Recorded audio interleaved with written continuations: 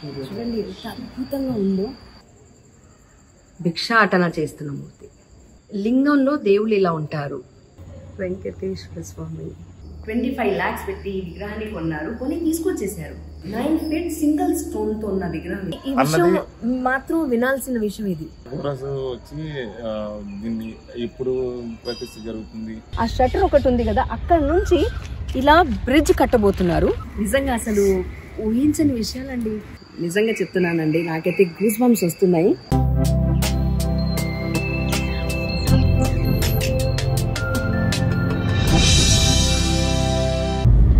Hi అండి, good morning.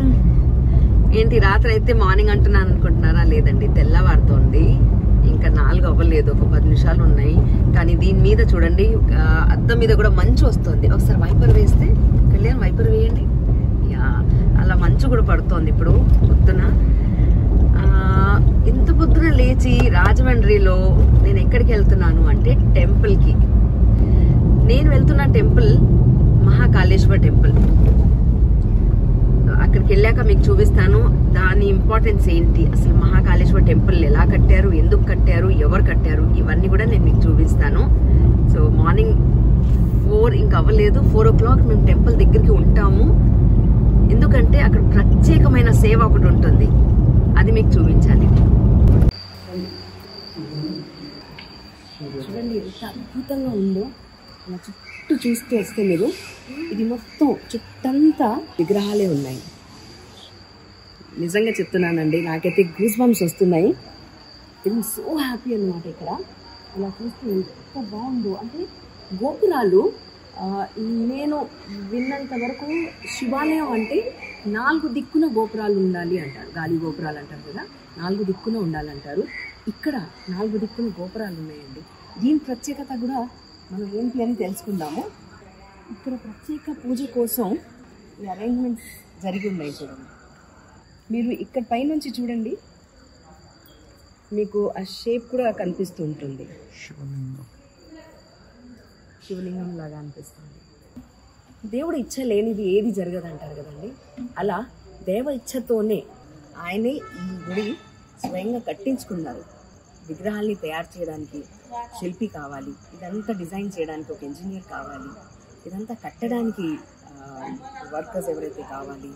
అదే కాకుండా శివుడు లింగాన్ని ప్రతిష్ఠించడం ఏ విధంగా చెయ్యాలి, ఇవన్నీ కూడా జరగాలి అంటే ఆయన అనుగ్రహం ఉండాలి, ఆయన పర్మిషన్ కావాలి, ఆయన చెప్తేనే అలా జరగాలి.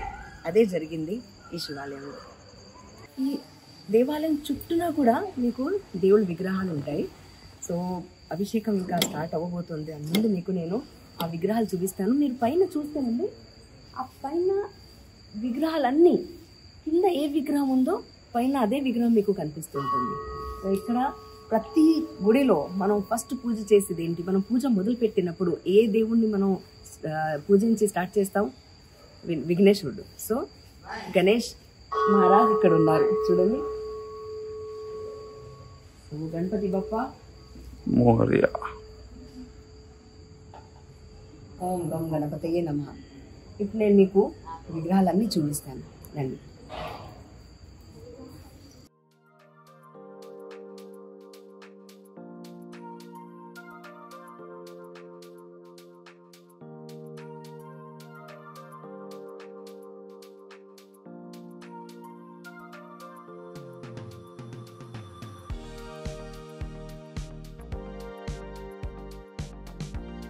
లింగంలో దేవుళ్ళు ఇలా ఉంటారు.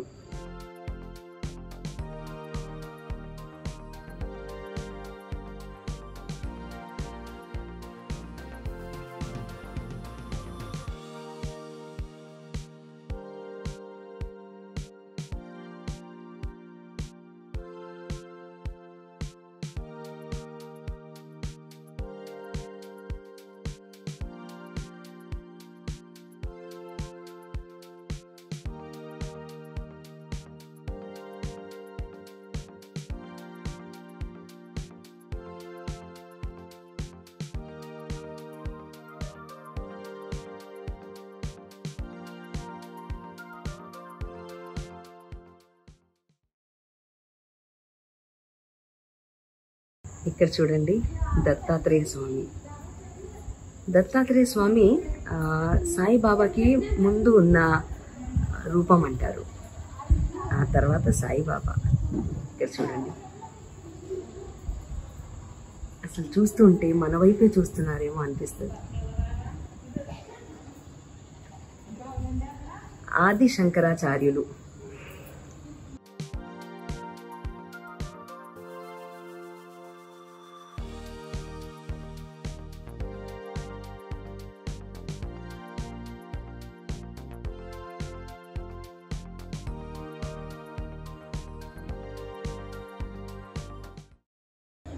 విజయలక్ష్మి. అసలు మనసు ఆనందంతో నిండిపోయి ఉందండి నాకు ఇవాళ ఈ అద్భుతం చూశాక. ఈ గుడి కట్టక ముందు శ్మశానం కట్టారండి. దీన్ని ఆనుకొని శ్మశానం ఉంటుంది. దీని ప్రత్యేకత అదే. శవాన్ని కాల్చిన తర్వాత ఆ బూడిదని తీసుకొచ్చి ఆ బూడిదితోనే అభిషేకం జరుగుతుందండి. ఇక్కడ నవగ్రహాలు. మనసులో భక్తి ఉంటే చాలు.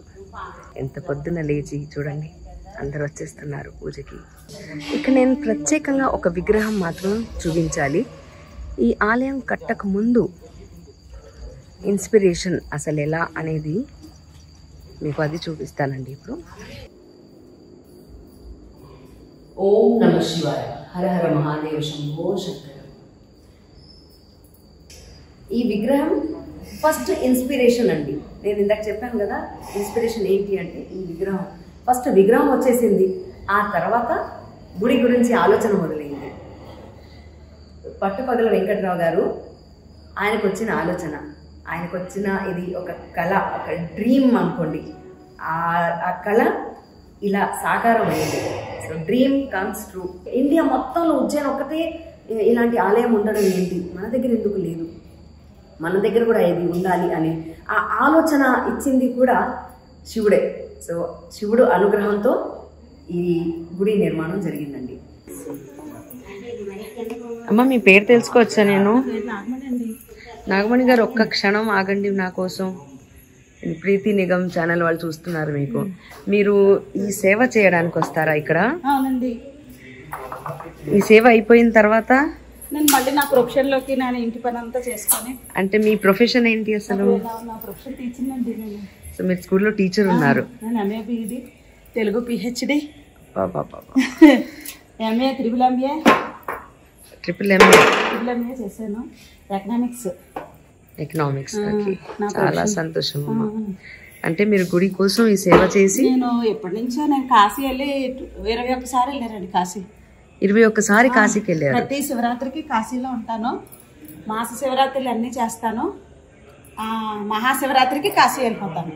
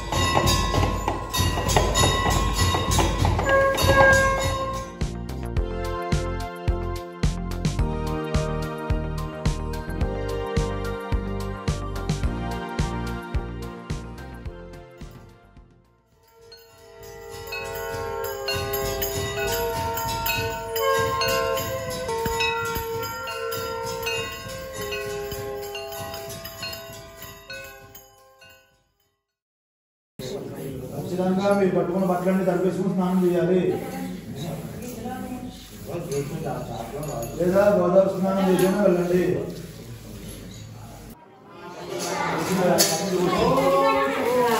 హర హర మహాదేవ, శంకర హర హర మహాదేవ, శంకర హర హర మహాదేవ.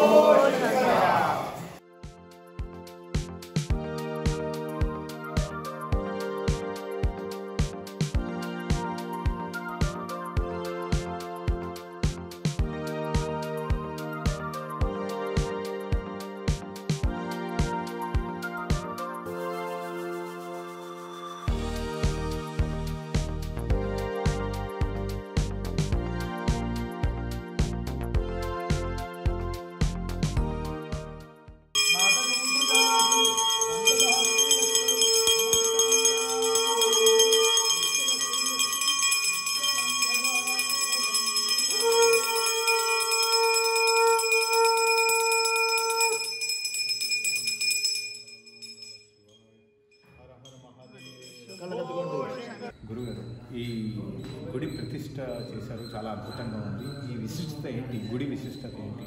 శ్రీ గురుభ్యో నమః. శ్రీ మహాగణాధిపతయే నమః. ఓం నమః శివాయ. ఇది మహాకాళీ సమేత మహాకాళేశ్వరాలయం అండి. ఈ ఉజ్జయినిలో ఉన్న మహాకాళేశ్వరాలయం ఏ విధంగా అయితే ఉందో ఇక్కడ కూడా అదే విధంగా మహాకాళేశ్వరుని నిర్మించడం జరిగింది. అక్కడ స్వామివారు 9 అడుగుల విగ్రహం అండి. ఇక్కడ మనకు ఉన్నది భూమిలోకి 3 అడుగులు, పానుమట్టం 3 అడుగులు, స్వామివారి పైకి శివలింగం 3 అడుగులు, మొత్తం ఏకశిలా శివలింగం అండి. ఇది తిరుపతిలో తయారు చేయించి ఇక్కడ ప్రతిష్ఠించడం అనేది జరిగింది. ఇక్కడ 64 గుళ్ళు ఉపాలయములు అంటారు.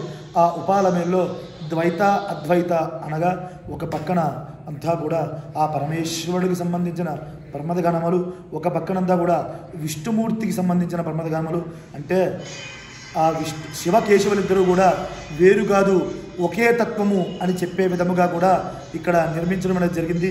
శివాయ విష్ణు రూపాయ విష్ణు రూపస్య శివయ శివస్య హృదయం విష్ణు విష్ణుశ్చ హృదయం శివ. అంటే శివుడు విష్ణువు వేరు కాదు, ఒకడే అని చెప్పే తత్వంగా ఇక్కడ ద్వైత అద్వైత విధముగా కూడా ఇక్కడ నిర్మించడం జరిగిందండి. అంటే ప్రజలందరిలో కూడా విష్ణుమూర్తి వేరు, శివుడు వేరు అనే తత్వము చాలా ఎక్కువగా ఉంది. అదంతా కూడా కాదు, ఇక్కడంతా కూడా పరదేవతలందరూ కూడా ఒక్కటే, ఎవరైనా సరే ఒక్కటే అని చెప్పి నిర్మించడం జరిగింది. ఇక్కడ అలాగే కొంతమంది ఆచార్యులు వాళ్ళు ఎలాగుందంటే అందుకనే రామానుజాచార్యులు కూడా ఇక్కడ నిర్మించడం కూడా జరిగింది. బుద్ధుడిని కూడా మనం పెట్టడం కూడా జరిగింది. అంటే ప్రతి దేవతని కూడా పూజించే వాళ్ళ ప్రతి ఒక్కరిని కూడా ఇక్కడ మనం పెట్టాలి అనే విధంగా నిర్మించడం కూడా జరిగిందండి. అలాగే ఏ గుడిలోనూ లేకుండా 4 వేదాలకి ప్రతీతులుగా 4 దువారములు, ఎటుపక్క నుంచి చూసినా ఆ పరమేశ్వరుడు ముందుగా దర్శనమిచ్చేది ఎవరికయ్యా అంటే ప్రజలకు కాదండి, నందీశ్వరుడికి ఇస్తాడు. కాబట్టి ముందుగా నంది, అలాగే ఆ వెనకాల స్వామివారికి బలిపీఠము అనేది పెట్టామండి. అది అలాగే ఆ స్వామివారి వెనకముల ధ్వజస్తంభములు 4 పక్కల నుంచి కూడా ధ్వజములు ఉండాలి. అలాగే ధ్వజస్తంభములు బలిపీఠములు అంటారు. మనం స్వామివారికి ఏదైతే నైవేద్యం పెడదామో అది భూతబలి అనేది వేస్తామండి. అంటే ఏ ఆలయానికైనా భూతపేత ప్రసాదాలు ఆవహించి ఉంటాయి. అవి ఆ శక్తి ఆ విగ్రహం మీద పడకుండా వాటిని ఎలా సంహరించాలయ్యా అంటే స్వామివారికి పెట్టిన నివేదాన్ని అవి తింటే వాటికి ఆ శక్తులన్నీ కూడా నశించిపోతాయి అని చెప్పి ఆ భూతబలి అనేది మనం పెట్టడం జరుగుతుంది. అలాగే ప్రతిరోజు కూడా ఉదయం 4:30 గంటల నుంచి 5:30 గంటల వరకు కూడా చితాభస్మముతో, అంటే ఇక్కడ ఇంగ్లీష్పేటలో ఉన్న శ్మశాన వాటికి నుంచి, అలాగే కోటిలింగాలపేట నుంచి ఉన్న శ్మశాన వాటికి నుంచి కూడా ఏదైతే భస్మం ఉందో శమం కాలిన తర్వాత వచ్చిన భస్మాన్ని అంతా కూడా తెచ్చుకుని ఆ భస్మంతో శుభ్రంగా దాన్ని శుద్ధి చేసి ఆ భస్మంతో స్వామివారికి చితాభస్మ అభిషేకం ప్రతిరోజు ఉదయం కూడా దాన్ని భస్మహారతి అంటారండి. అది ప్రతిరోజు ఉదయం 4:30 గంటల నుంచి 5:30 గంటల వరకు చేయడం జరుగుతుంది. చూసారా, తెల్లవారుతోంది కదా, ఎర్లీ మార్నింగ్ చీకట్లో మేము రావడం జరిగింది. అయితే మీకు ఒక విషయం ప్రత్యేకంగా చెప్పాలి. హనుమంతు గారు వాళ్ళ పెద్దనాన్నగారు, అవునండి? ఇప్పుడు మీరే చెప్పాలి పెద్దనాన్న గురించి. మా పెద్దనాన్న గారి పేరు పట్టుపగల వెంకటరావు మేడం. మొత్తం ఈ గుడికి సృష్టికర్త మొత్తం అంతా కూడా ఆయనే, పట్టపగల వెంకటరావు గారు. ఈ గుడి కన్స్ట్రక్ట్ చేయడానికి 5 ఏళ్ళు పట్టింది ఆయనకి. ఆయన స్వయం కృషి, ఈ గుడి ఈ రూపం రావడానికి ఆయన స్వయం కృషి మొత్తం. మరి ఈ గుడి ఫస్ట్ విగ్రహం తీసుకొచ్చారన్నారు కదా రాజస్థాన్ నుంచి. రాజస్థాన్ విగ్రహం తీసుకొచ్చిన తర్వాత మరి ఆ విగ్రహం లోపలికి తీసుకురావడం అది ఏదో కష్టపడ్డారన్నారు. అవును మేడం. ఒకటి ఏంటంటే ఈ గుడికి విగ్రహం వచ్చిన తర్వాత ఫస్ట్ మాకు ఒక సర్ప్రైజ్ ఏంటంటే లోపల ఇలా పెట్టాము వెంటనే అఘోరాస్ వచ్చి నా శివుడు ఎక్కడ పెట్టారు ఇప్పుడు అండి. మీరు ఈ విషయం మాత్రం వినాల్సిన విషయం ఇది.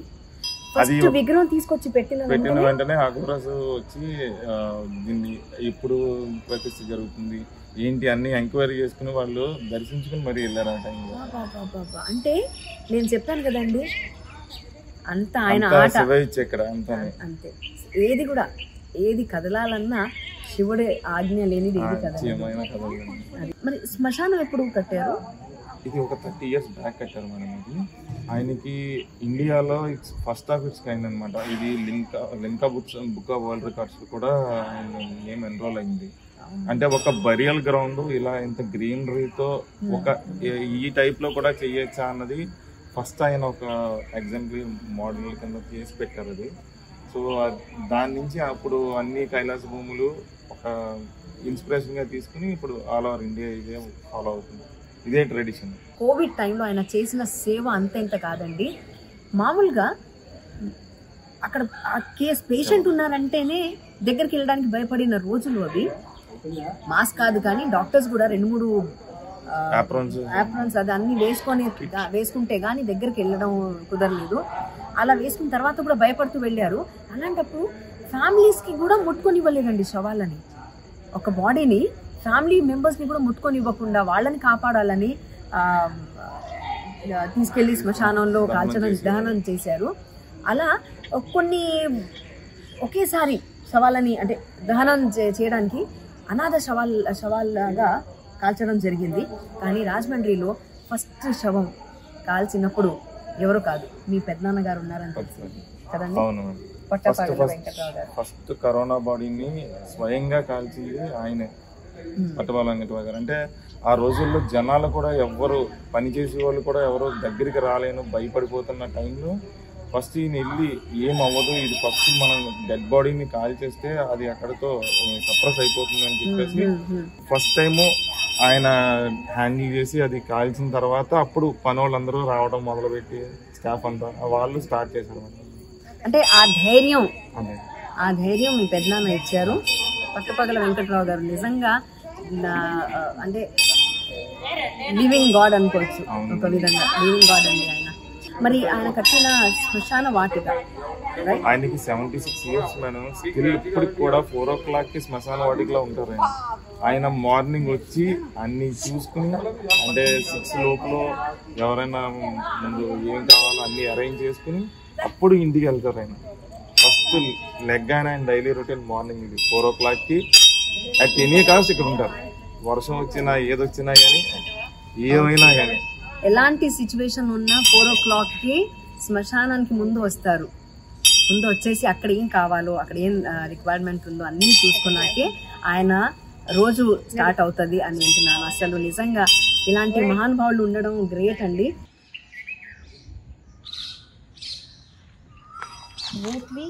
కైలాస భూమి.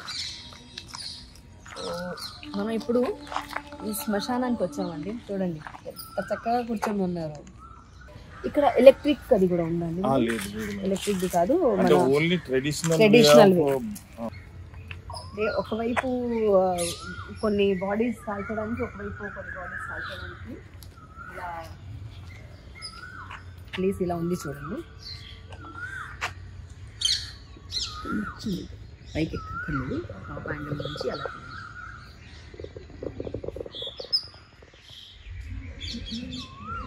ఇప్పుడు చూడండి మీరు ఆ గోపురం కనిపిస్తుంది కదా, 50 feet కింద ఉంది. గాలి గోపురం మాత్రం 75 feet, అంటే ఆల్మోస్ట్ 120 feet హైట్ ఉంది. ఆ షట్టర్ ఒకటి ఉంది కదా, అక్కడ నుంచి ఇలా బ్రిడ్జ్ కట్టబోతున్నారు. ఈ బ్రిడ్జ్ కట్టాక గోదావరి చూడండి, గోదావరి నది ఇక్కడ కనెక్ట్ అయిపోతే డైరెక్ట్ ఇక్కడ వచ్చేసి గోదావరిలో స్నానం చేశాక మళ్ళీ వెళ్ళొచ్చు అన్నమాట. నిజంగా అసలు ఊహించని విషయాలండి.